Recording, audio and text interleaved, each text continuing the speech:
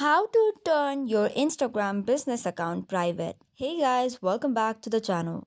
If you want to turn any of your business account into a private account, then the steps are simple. First and foremost, tap open your Instagram. Go to your profile. As you can see, this is my business account.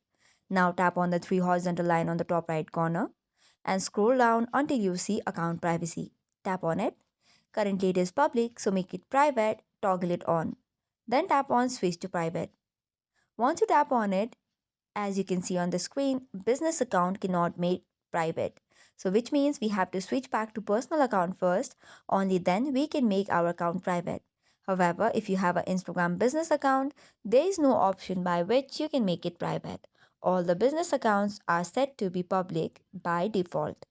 Now, in order to switch back to your personal account, you have to click on this option which is Business Tools and Controls.